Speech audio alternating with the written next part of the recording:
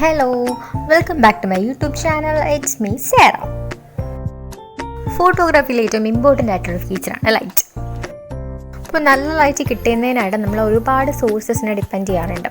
ആ ലൈറ്റ് നമ്മുടെ ക്യാമറയിൽ എങ്ങനെ വന്ന് വീഴുന്നതിനനുസരിച്ചിട്ടാണ് നമ്മുടെ ഫോട്ടോയുടെ അല്ലെങ്കിൽ നമ്മൾ എടുക്കുന്ന പിക്ചറിൻ്റെ ഭംഗി കൂടുക. നല്ല ലൈറ്റിന് വേണ്ടിയിട്ട് നമ്മൾ സൺലൈറ്റിനെ ഡിപ്പെൻഡ് ചെയ്യുന്നുണ്ട്, നമ്മുടെ നോർമൽ ബൾബിനെ ട്യൂബ് ലൈറ്റിനെയൊക്കെ ഡിപ്പെൻഡ് ചെയ്യുന്നുണ്ട്, ആൻഡ് നമ്മുടെ ഈവൻ മൊബൈൽ ഫ്ലാഷ് വരെ നമ്മൾ എടുക്കുന്നുണ്ട്. അതിൽ aperture, shutter speed and ISO ഈ 3 കാര്യങ്ങൾ യൂസ് ചെയ്തിട്ട് നമുക്ക് മൊബൈൽ ഫോണിൽ ഈ ലൈറ്റിനെ കൺട്രോൾ ചെയ്യാൻ പറ്റും. So let's go to the video.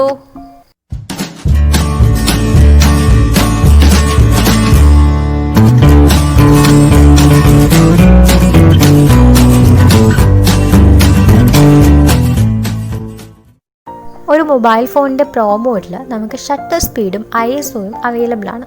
So ആദ്യം നമ്മൾ ഷട്ടർ സ്പീഡിനെ പറ്റിയാണ് നോക്കാൻ പോകുന്നത്. ഷട്ടർ സ്പീഡിനെ നമുക്ക് ആക്ച്വലി എക്സ്പോഷർ ടൈം എന്ന് പറയാം. അതായത് നമ്മുടെ ക്യാമറയുടെ ഡിജിറ്റൽ ലെൻസിൽ എത്ര സമയം ലൈറ്റ് വന്ന് വീഴുന്നു എന്നതിനെ ഡിറ്റർമൈൻ ചെയ്യുന്നതാണ് ഷട്ടർ സ്പീഡ്. അപ്പോൾ ഞാൻ പറഞ്ഞതിൻ്റെ ഒരു കുഞ്ഞ് എക്സ്പ്ലനേഷനായിട്ടാണ് ഈ വീഡിയോ ചെയ്തേക്കുന്നത്. അതായത് ഞാനിപ്പോൾ ഒരു സാധാരണ വീടിൻ്റെ അടുത്തോട്ടുള്ളൊരു മുക്കുറ്റിയുടെ പോവാണ്, അതിനകത്ത് പ്രോ മോഡ് ഓൺ ചെയ്തു. സോ പ്രോ മോഡിൽ ഷട്ടർ S എന്നാണ് അതിൻ്റെ സിമ്പിൾ കൊടുത്തേക്കുന്നത്.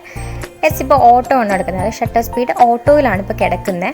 അതിൽ നിങ്ങൾ നോക്കുമ്പോൾ നിങ്ങൾക്ക് അതിൽ ഓരോ ഡിവിഷൻസ് കാണാൻ പറ്റും. 1/1000 സെക്കൻഡ് ഉണ്ട്, 1/500 സെക്കൻഡ്സ് ഉണ്ട്, 1/250, പിന്നെ അങ്ങനെ പോയി 2 സെക്കൻഡ്സ്, 1 സെക്കൻഡ്സ് എന്ന് പറഞ്ഞിട്ട് ഇങ്ങനെ പോയിട്ടുണ്ട് ഓരോ സെക്കൻഡ്സ് വീതം. അപ്പോൾ അത് മീൻ ചെയ്യുന്നതെന്ന് വെച്ചാൽ 1/1000 സെക്കൻഡ് എന്നുള്ളൊരു സംഭവം 1/1000 സെക്കൻഡിനിടയ്ക്ക് നമ്മുടെ പുറത്തുനിന്നുള്ള ഏത് നമ്മളെ ലൈറ്റാണ് യൂസ് ചെയ്യുന്നത്, ആ ലൈറ്റ് നമ്മുടെ ഒബ്ജക്റ്റിൽ വന്ന് തട്ടി നമ്മുടെ ലെൻസിൽ വന്ന് വീണുന്നുണ്ട്. സോ ആ ഒരു 1/1000 എന്ന് പറയുമ്പോൾ അത്രയും ചെറിയ എമൗണ്ട് ഓഫ് ടൈമിൽ ലൈറ്റ് ഒന്ന് തട്ടി നമ്മുടെ ലെൻസിൽ വീണ് അത് നമ്മൾ ക്യാപ്ചർ ചെയ്യുന്നു. അതിനൊരു എക്സാമ്പിൾ പറയുകയാണെങ്കിൽ നമുക്കിപ്പോൾ നല്ലതായിട്ട് മൂവ് ചെയ്യുന്ന ഒരു ഒബ്ജക്റ്റ്, ഒരു പക്ഷി പറന്ന് പോകുന്നുണ്ട്, ആൻഡ് അതിൻ്റെ ഫോട്ടോ എടുക്കണം എന്നുണ്ടെങ്കിൽ അതിൽ ഓരോ പാർട്ട് ബൈ പാർട്ട് സെക്കൻഡിലും അതിൻ്റെ മൂവ്മെൻറ്റ് മാറിക്കൊണ്ടിരിക്കുകയാണ്. സോ നമുക്ക് അതിൽ ഏറ്റവും മൈന്യൂട്ടായിട്ടുള്ള ഷട്ടർ സ്പീഡ് കൊടുക്കാൻ പറ്റിയാൽ അത്രയും മൈന്യൂട്ടായിട്ടുള്ള മൂവ്മെൻറ്റ് വരെ നമുക്ക് ക്യാപ്ചർ ചെയ്യാൻ പറ്റും. അതായത് നമ്മളിപ്പോൾ ഷട്ടർ സ്പീഡ് 1/1000 സെക്കൻഡ്സ് കൊടുക്കുകയാണെന്നുണ്ടെങ്കിൽ 1/1000 സെക്കൻഡ്സിനിടയ്ക്ക് മാത്രമേ നമ്മുടെ ലൈറ്റ് ഒബ്ജക്റ്റിൽ വന്ന് തട്ടി നമ്മുടെ ലെൻസിൽ വന്ന് വീണിട്ട് നമ്മൾ ഇമേജ് ക്യാപ്ചർ ചെയ്യുന്നുള്ളൂ. ആൻഡ് ഇഫ് നമ്മൾ അത് കൂട്ടിക്കൊടുക്കുകയാണ്, അതായത് 1/1000 എന്നുള്ളത് ഒരു 1/250 അല്ലെങ്കിൽ 1/2 അല്ലെങ്കിൽ 1 സെക്കൻഡ്സ് 2 സെക്കൻഡ്സ് എന്നൊക്കെ കൊടുത്ത് പോകുമ്പോഴത്തേക്കും അത് കൂടുതൽ സമയം, അതായത് 1 സെക്കൻഡൊക്കെ കൊടുത്തു കഴിഞ്ഞാൽ ആ 1 സെക്കൻഡ് ലൈറ്റ് നമ്മുടെ ക്യാമറയിൽ വന്ന് തട്ടുന്നുണ്ട്. സോ അത്രയും സമയം നമ്മുടെ ക്യാമറയുടെ ലെൻസിൽ വന്ന് തട്ടുന്ന ലൈറ്റ് അത് സേവ് ചെയ്ത് വെക്കുകയാണ്. സോ അത്രയും ലൈറ്റ് അത്രയും ഇൻറ്റൻസിറ്റിയിൽ ക്യാമറയിൽ വന്ന് സേവ് ആവുന്നുണ്ട്.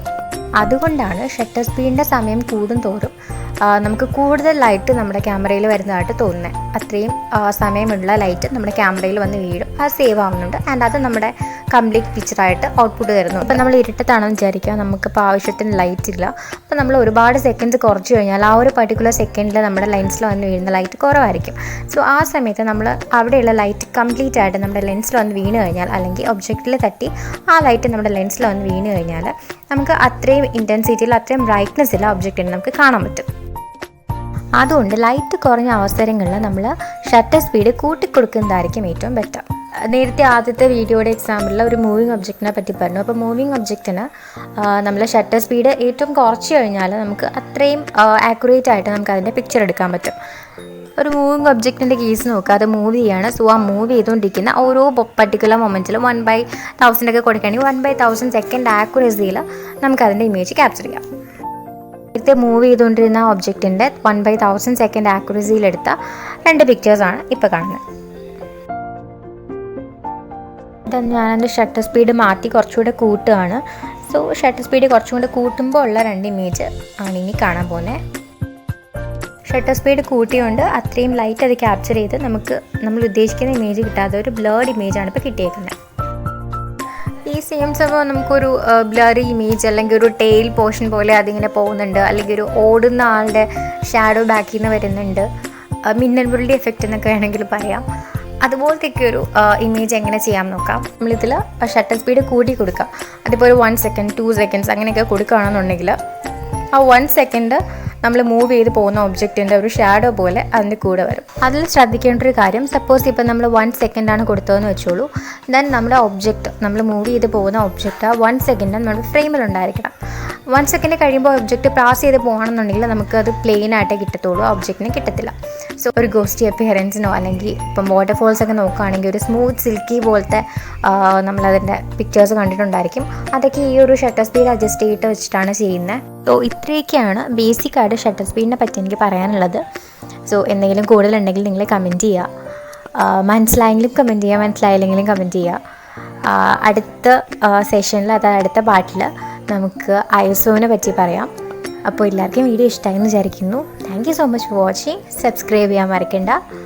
So see you next video.